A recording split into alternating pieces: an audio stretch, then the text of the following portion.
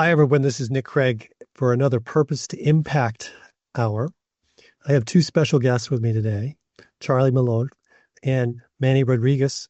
They are in the world of helping people buy furniture in Charlotte, North Carolina. They run a set of stores. How many stores are we talking about? 30, 40 stores? Or is there Yeah, more? hey Nick. This is Charlie Malouf. We've got 33 stores, Nick. 33 stores. And I wanted us to have a chat today because when we've spent some time together, Charlie, Manny, and I.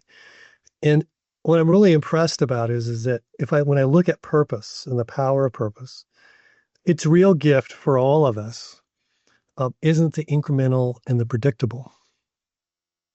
It's about the nonlinear and it's going places that other people haven't gone. It's about making the impossible possible. And when I have interacted with the crew that work with Charlie and Manny, and the amount of energy they have and loyalty and dedication, I go, this must be an amazing place to work. Okay. And the stories they tell about how it's changed their life. So what I wanted to do is to have us have a chance today to talk with Charlie and Manny about how they are living their purpose and how they're making the impossible possible. Manny, would you be willing to share with everyone your purpose and what you do? Sure. Well, sharing our purpose as Broad River Retail. So our company's purpose, Nick, is furnishing life's best memories. Mm. And we like to say that is typically followed by a dot dot dot for others. Because as you said there at the beginning, um, our customers are so important to us. So our customers that visit our locations throughout the Carolinas and Georgia, their experience is very meaningful to us. And so we like to start there, and we like to really feel grateful that we are in that home furnishing space, where these homes, the houses that get turned into homes with the product that they purchase at our locations. Beautiful. And your purpose is, Manny. My personal purpose is uh, illuminating stories one step at a time, and then I also have a dot dot dot, which is sempre em frente, which is a Portuguese saying I grew up with, which literally means always moving forward. It's a beautiful purpose statement. Thank you. Charlie, your Hey Nick. purpose. Would you Yeah, want to share?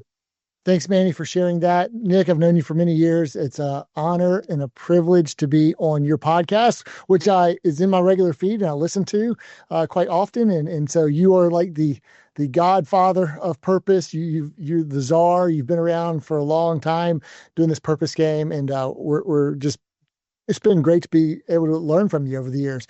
My purpose is play the game.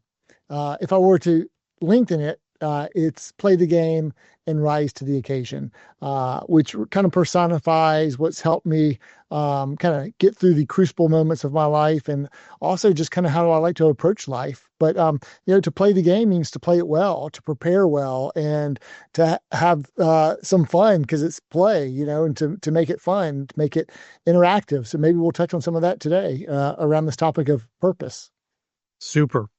And Charlie, your role in the company is what? Yeah, I'm the CEO of Broad River Retail. And Manny, how about you? I'm our president and COO. Okay. And Manny, just repeat your purpose for me one more time. Sure.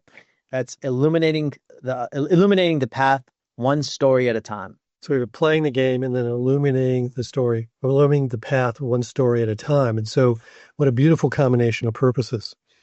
As we look at that and we look at the journey that you've been on at Broad River, I'd be curious as to where you guys feel like you've been able to make the impossible possible. So Manny's looking at me. Well, we're I'll guess I'll jump in to know, a lot of people look at us now. We're active on LinkedIn. We're active on social media. We've got this really cool growth story. We've had over our company's 23-year history, a few rebirths or near Yeah. death experiences, and one was like in the first year of business before Manny or I had joined the company. One was in the Great Recession before Manny had joined the company, and we're trying to lengthen it. And then the one that Manny and I are probably most familiar with, and it's not COVID, by the way. It's 2015. We had our kind of big reset, our bold reset in 2015 when we broke all of our bones. And when you break your bones, you kind of have to reset them and rebuild them, and they grow back stronger if you set them the right way. And so we kind of looked at ourselves and said, "Hey, uh, this thing's about to go away, or not. But if it's not, let's do it differently. Let's do it the way we wish we always could have done it if we weren't bound by previous things legacy things that kind of always worked or always done it that way. We're not bound by anything that's working because nothing's working. So let's reset it differently." And so we reset it that way. And that was where I would say on the curb of the very edge of going away as a company and an entity to kind of becoming who we are has been a very non-linear, unexpected, illogical, purpose-driven approach. And I would say purpose has had a lot to do with that. So I would just point to that experience and how we came through that. I'm curious because there's what you, if you were conservative and just trying to get it done, could have done in 2015 moving forward. And then there's all the things that you guys decided to do. So I'm just curious as to what is it you guys decided to do that you felt was a really different way of how to run a business like yours? So the cool thing about the 2015 experience was I usually kind of describe it as this period of creative, like innovation and destruction. And you can just throw a whole bunch of things on the dartboard or on the wall and see what sticks.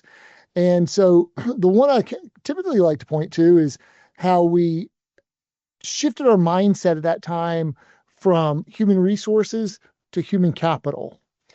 And we said, yeah, even though we don't have a dollar to our name right now, we're going to come at it from a spirit of abundance. And from that, we're going to come at it from mutual prosperity. And from that, when we win, we're all going to win together. And from that, we're going to, from a human capital lens or aperture and mindset, we're going to hold ourselves accountable to not minimizing our people, but to growing our people and investing in our people and making it all about our people and recognizing what business are we really in? We're really in the people business. Ergo, it's going to be about our people on this kind of reset deal. And so a tangible way that manifested was the traditional title for one of the most important positions in our industry was retail sales, or is still retail sales associate. Manny and I just decided, let's go try to change that. And let's go try to influence and change the industry. And who are we? We're about to go away, and we're going to be bold enough to say, we're going to go change and influence the industry. Little old Broad River retail. We weren't even called that at that point. And so, at this point, people are talking about the retail apocalypse. And we said, you know what? We're going to be a little bit countercultural. We're going to change our company's name to be Broad River Retail. People said, are you sure about that? We said, yeah, we're like the David and Goliath, the story of David and Goliath. What did David do when he was facing the giant? He ran to the fight. No, he didn't. He ran quickly to the fight. And so we said, without hesitation, we're going to run quickly to the fight. We're going to go upstream. We're going to be countercultural. So we said, you know what? We're not going to have the same person, someone who's been here for 9 years, giving you blood, sweat, toil, and someone who's been here for 90 minutes be called the exact same thing, retail sales associate, which means if you choose this critical role and profession of sales, you get no progress for the rest of your life, no celebration, no advancement. We said, no, we're going to change that. We're going to create career pathing on the sales floor level. And by the way, then we're going to go do it in every other nook and cranny of our business. We'll figure out how to afford it. But we said home furnishings associate, home furnishings consultant, graduate, get promoted to home furnishings professional, graduate, get promoted to home furnishings expert, and on and on and on. And we put teeth behind it. We put financial rewards behind it, bonuses, recognition, status behind it. And so that's the thing that I would point to say we just kind of did business differently. And that kind of has made all the difference. Manny, you want to chip in here? Yeah. With your thoughts? Well, it's a great question, Nick. And Charlie, Charlie gave you a great example of our 2015 story.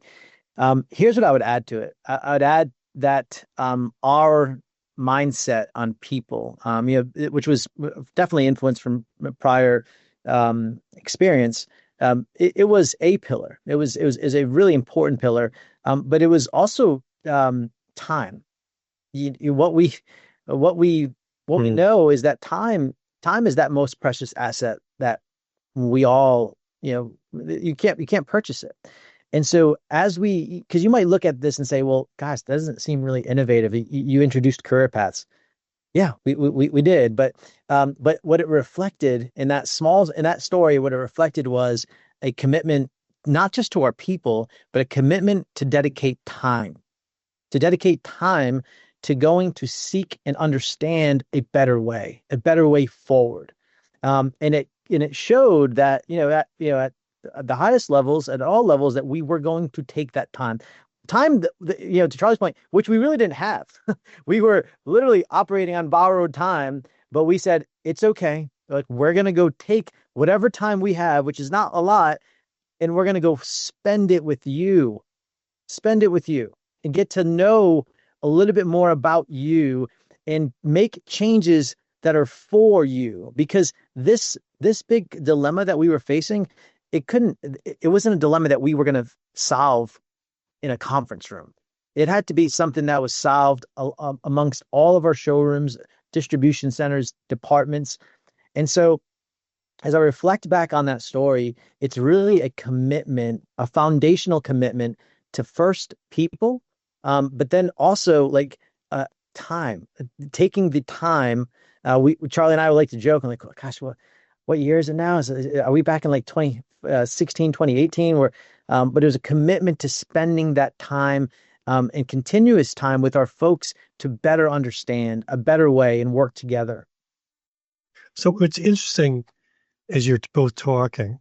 One of the things that I see as a common theme around making the impossible possible, and you guys turned around a business, it would be easy for both of you to be in survival mode and just lock everything down, try to get simple things working.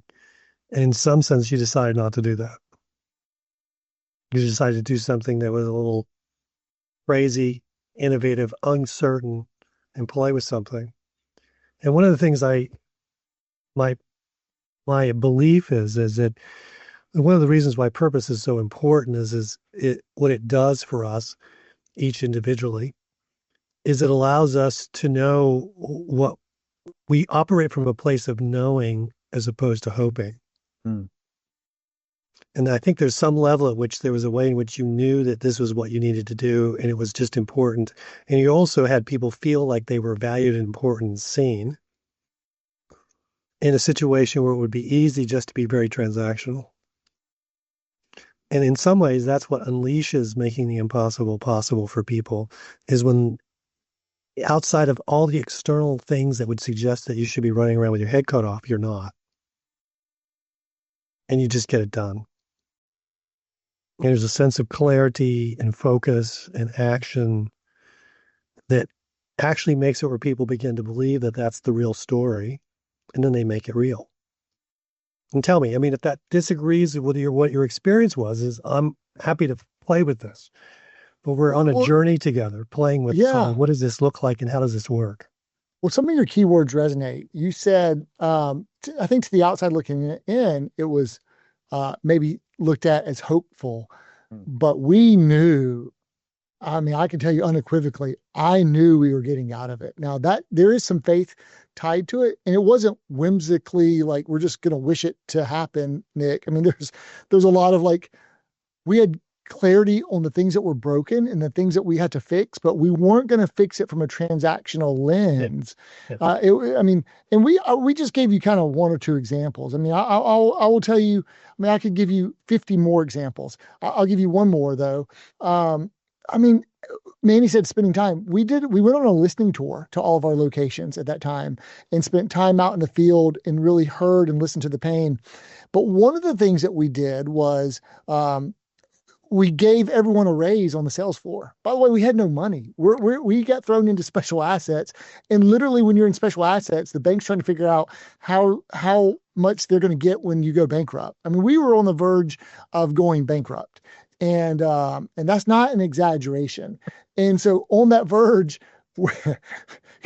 we gave everyone a raise on the sales floor. So we weren't going to be, and so why? Well, one, we said, well, we had cost some money for the troubles of the first 6 months, but two, we put some intentionality to how we were going to, what we did was we began paying commission on a category that we never paid commission on before.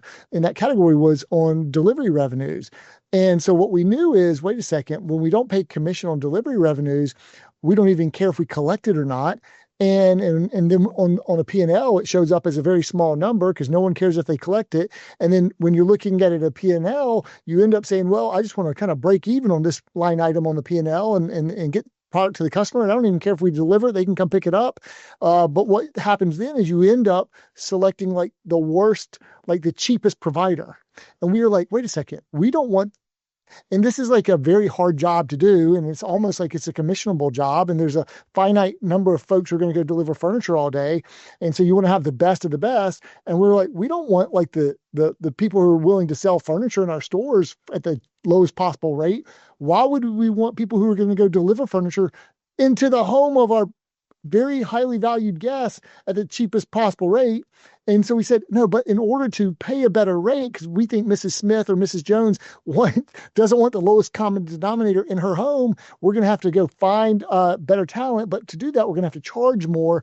Oh, so now we're going to brand it. So we're going to be purposeful around it. And this is when everyone was saying the world's going to the free delivery from Amazon. And we said, wait a second, we're not dropping sofas off at the doorstep or dropping a box of case goods at your doorstep and say, hey, go deliver, assemble it yourself. We're actually taking it through the threshold into your home, into the room that you want it, and setting it up. So we rebranded it. Sorry, I'm getting animated here.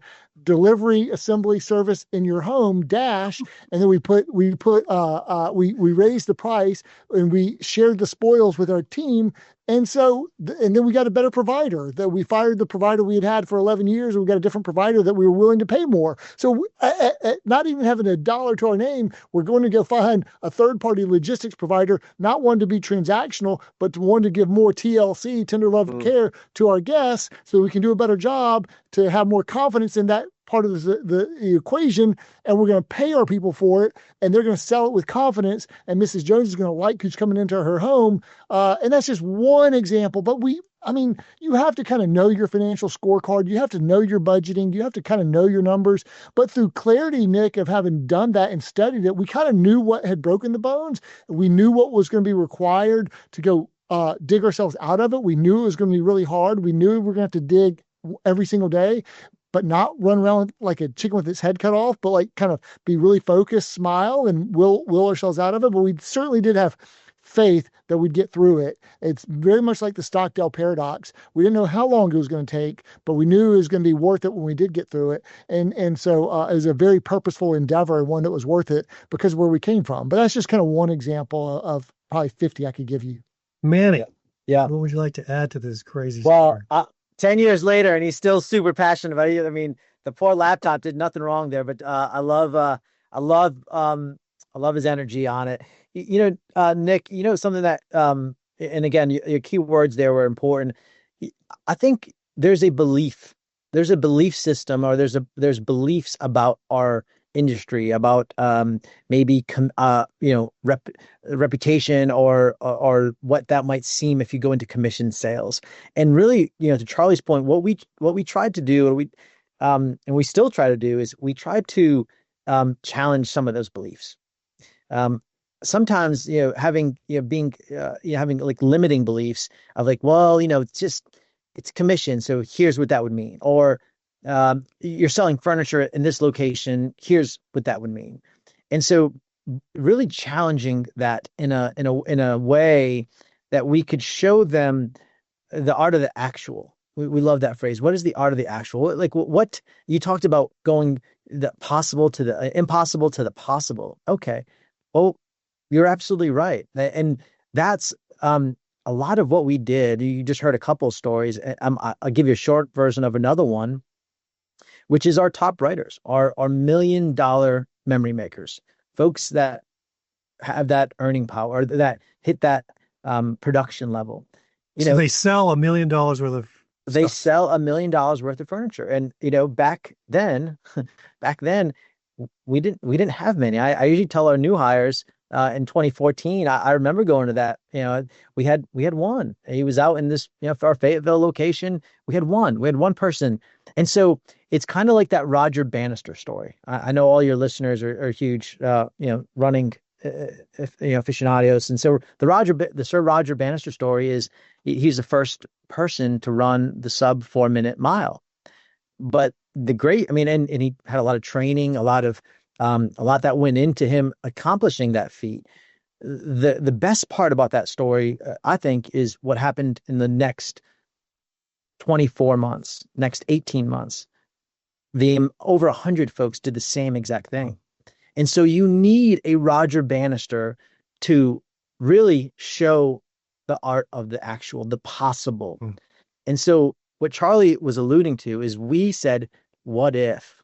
What if we had more $1 million writers showing our industry? Like, what if we were known for the best comp structure because we have career paths. Like, start off as a home furnishing associate, a home furnishing consultant, home furnishing professional, expert, and we rewarded them all along the way because it is a admirable profession. It is not something that you should look at and say, "Hey, this is just took a wrong turn and now I'm selling furniture." Like, no, no, no. You're actually helping folks in all over these communities furnishing life's best memories. Like, you're helping them find a kitchen table where they're going to have amazing meals together, where they're going to have amazing conversations, some hard, some really joyful ones too.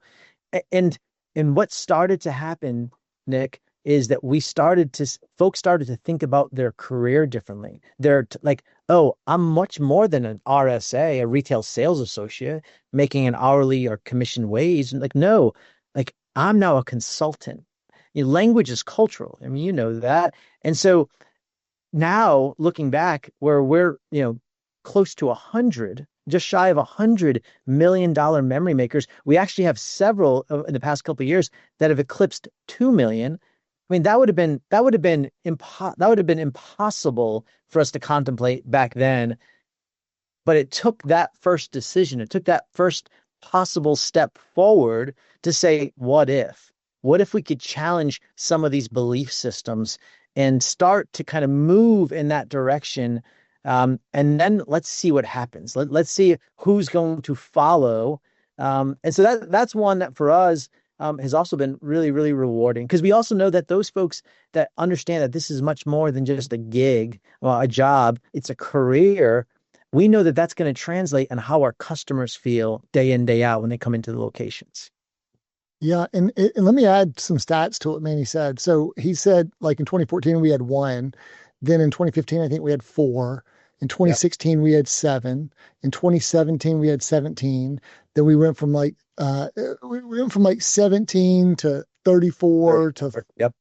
to 40 or 50 to 63 and so last year I think we had 94.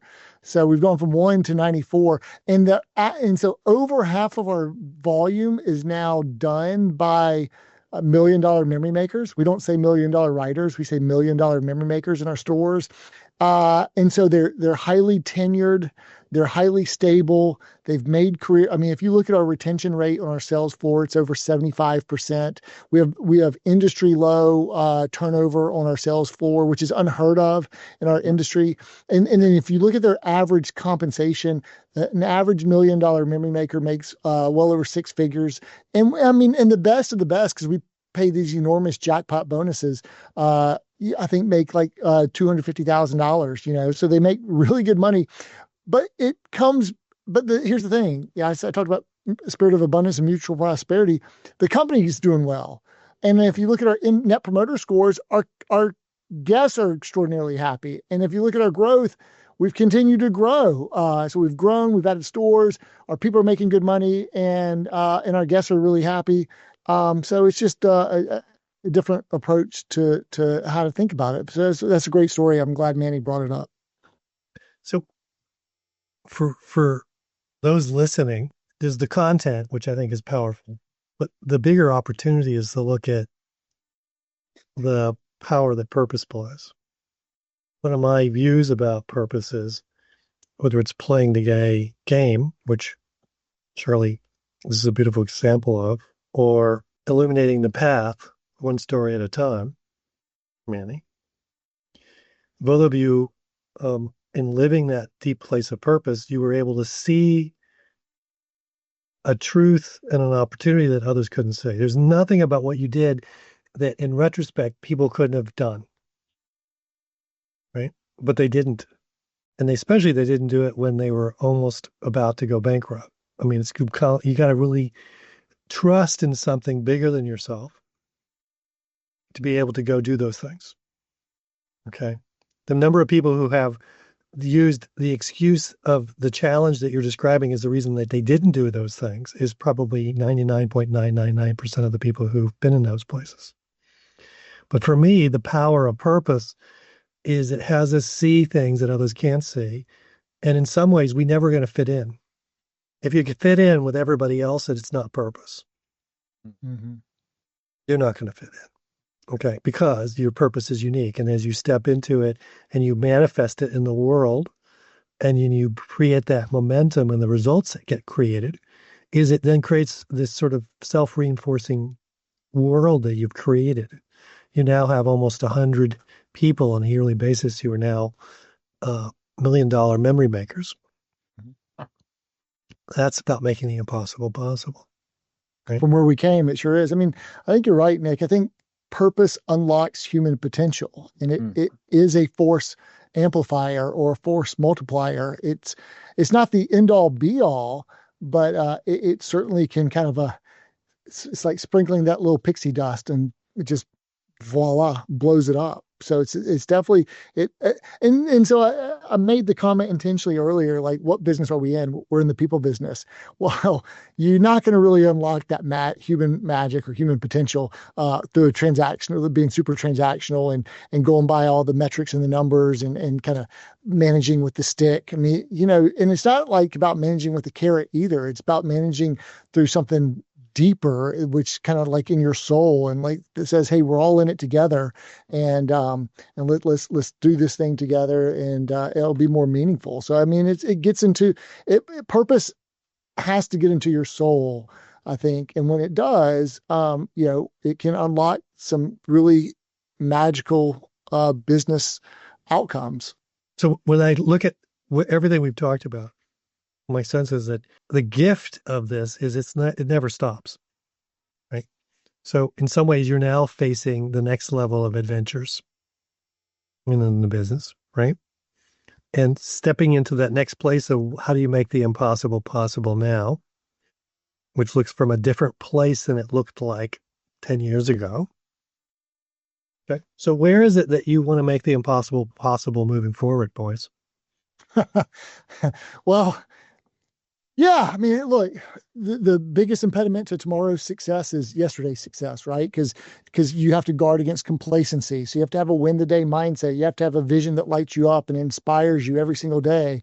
And it's like, and if you're going to kind of protect your culture, you can't kind of get numb to it, right? And Rome wasn't built in a day, but Rome can be destroyed in a day. Culture can kind of go away in a day, and people are always going to look at you and say, "Are they authentic? Can I believe what they're going to say?" And so, like, I like this quote. Love. What is love? It's acting in the long-term best interest of another. And so, culture, you can't microwave it. It takes a crock pot mentality. So you have to work it every single day. So how does that manifest, Nick? We just announced that we are going across the country to and so we've had to kind of open our aperture towards growth. There's a few different reasons for that.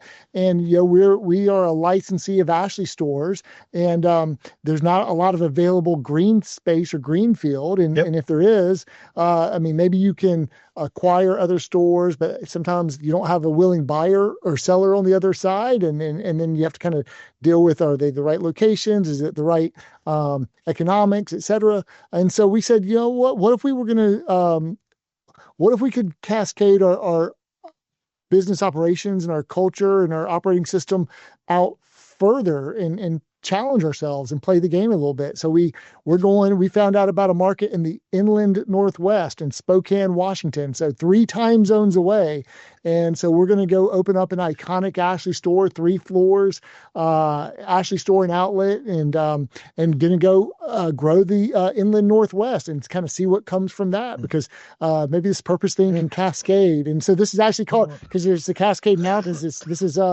This will be Project Cascade for us. So yeah, that would be one way where we're gonna have another example, but I don't want to say too much. I'll let Manny jump in here and see what he's got to say about it. Yeah, no, I mean, Manny? yeah, no, well, that's, I mean, going out west is something that we're really excited about. Definitely, a kind of a pioneering mentality as we kind of venture out west.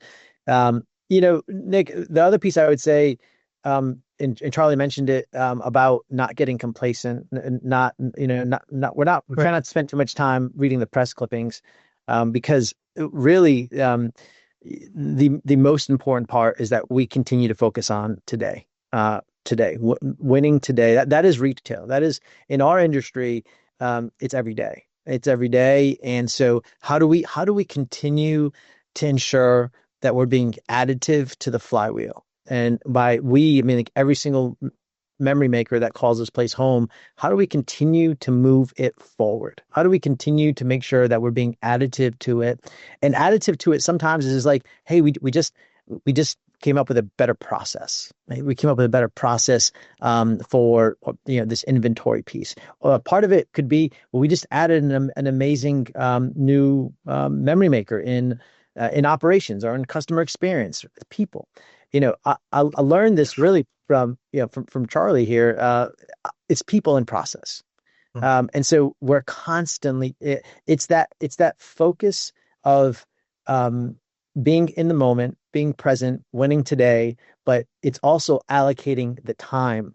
And my consulting friends here that love your pod and that listen to this all the time are going to come back and I'm going to get some not kind, hopefully be kind on the text messages. But, I think about my consulting days, and it's an amazing industry, and because you get to see so much, you get to hear so much from different companies.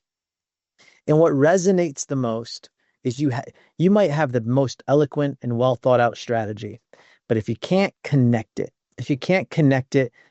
now I have memories of them looking at us and saying, well, why don't they understand it? Why don't they understand it? And I would think to myself, oh, you mean Doug? You mean Christy? Because what they value and crave most is that time. Is that time to connect and help them understand how their role, whether it's receiving or 20, 53 footers that we receive each day of product, and what they do to unload the product, how important it is that they handle that product with care, because that accent chair is going to go in Mrs. Silva's front room, and it's and she's been saving for 6 months to buy that accent chair. Connecting all of that to what they do every day. Okay, now your well thought out, eloquent, strategic plan, you can start to see it kind of come to fruition. Absent of you spending the time to walk them through it, then you're going to get what you get. And so I just come back to, we have to continuously be reminded that leadership is communication. And we have to step into that and go communicate with our teams, be present with our teams daily. And sometimes that's rolling up your sleeves, that's getting out there and really helping them understand, like, hey, thank you so much for answering those escalation calls each day, because here's how that gets us to where we're trying to go. So that's being additive. That's really operating with a mindset of what every single memory maker here does is so important to our success for today and for tomorrow. It's beautiful. So my final thought before I bring us to a close is, as everyone's listening, I have the gift of seeing these two guys. And I think what's profound for me is that I don't think that any of the things you've said today would have been possible if the two of you weren't together. I truly believe that when we live our purpose and we want to make the impossible possible, finding somebody else who's a soul brother or soul sister to go on a journey with us is one of the key things that makes the hugest difference to the journey itself. We may still get there, but it's a lot more fun doing it together. You two guys are very different people. Anybody listening will probably get that as well. But with that difference comes the magic of what's possible that wouldn't be possible before otherwise. So I want to thank both of you for sharing the gift of who you are and allowing others to potentially step more possibly into purpose and making the impossible possible. Thank you. Manny, thank you. Thank you, Charlie? Nick. For your listeners, just so that they know, since they can't see us, Charlie would be the older brother of the two of us. He's definitely on the older brother side. Okay, if you think so. Charlie? Young at heart, though. Young at heart. So forever young at heart. You know, when I interviewed Manny, I didn't believe him when he told me how old he was. I said, you're quite young. He goes, oh, but I got a lot of experience. It's like, so I vividly remember his counter punch to, oh, you're quite young. You know, Nick, look, it's been a joy to get to know you. I have a high amount of respect for the work that you do. I used to think you were a Harvard professor, but you're too smart for that. But you're in the business of, just teaching people and organizations about how to excavate and dig and discover their purpose and the magic that can come from that. It's not an easy job to have, but you've developed a system to go about it that works. And so I'd encourage folks to jump into a Purpose to Impact program. It was just so inspirational and so it was so worth it. And and getting to read your books and your articles and engage with you over the years has been a lot of fun. Thank you for shining the spotlight on us. Hopefully I answered your question with Project Cascade and going into Spokane and how purpose is going to manifest. And yes, it is more fun when you consider who you get to do it with. Yeah. And so Manny and I get the joy of being able to do that. It doesn't mean we always get along or agree, but you have a level of trust with someone who you're in business with, and there's a kind of certain satisfaction that kind of comes from that as well. We had a third partner, but we do. You and I have talked about this, Nick. We've actually been able to experiment to see where purpose can live in other industries, and I know you see all kinds of industries, but there'd be a third partner that used to work with us, but we deployed him on the other way that we kind of got creative with was we put purpose into a new entity, Riverstone Logistics, which is last mile delivery, and they're living out their purpose, and they're taking all the learnings that they learned from their time at Broad River Retail and putting into that, and they've got their own purpose and their own beliefs, and now their own kind of growth avenues, and how they call it logistics for life, and they say that they're exist to use our God-given talents and opportunities to love our neighbors, serve our communities, and improve our industry, and they're doing a great job in growing. And so there's a whole other the whole thing about it is we don't want to kind of keep it all contained. We have our own podcast so we can share stuff back out. We want to do what Kip Tyndall, what I heard him say in 2013 or 2014 at World Business Forum, when I kind of was learning about the conscious capitalism movement, which was, he said, we want to be mindful of our organizational wake. And so, part of having this kind of you listen to kind of Raj Sisodia, who wrote Firms of Endearment, and or Bob Chapman, who wrote Everybody Matters.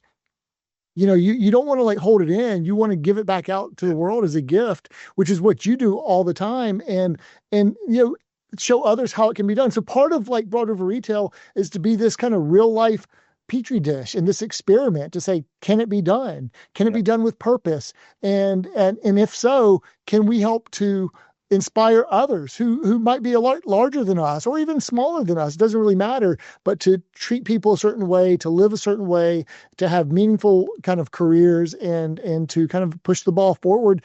And that comes with also a heart of gratitude for those who have paved the way before us, and people like you, Nick, who kind of make this kind of your career and to kind of put this out into the world. And Manny talked a lot earlier about kind of being learners. And so we always want to kind of learn and adapt and grow and be curious. And so who knows where Broad River Retail will be in the next 10 years and how we'll continue to kind of what turns and twists and we'll take or what other new businesses will spawn off. But hopefully we can keep trying to play the game and illuminate these paths one story at a time. Thank you, guys. Charlie. I'm going to bring our time to a close. Charlie, you did a wonderful job of being your magnificent self. And I want to thank you for just bringing it. Manny as well, both of you. Thank you so much for this. And if you happen to be in the North Carolina area or in Charlotte and you need some furniture, our friends will be there waiting for you to help make your memories deeply powerful. So thank you all. And till next time, to our next Purpose to Impact Hour, I'll talk to you later. Thanks for having us.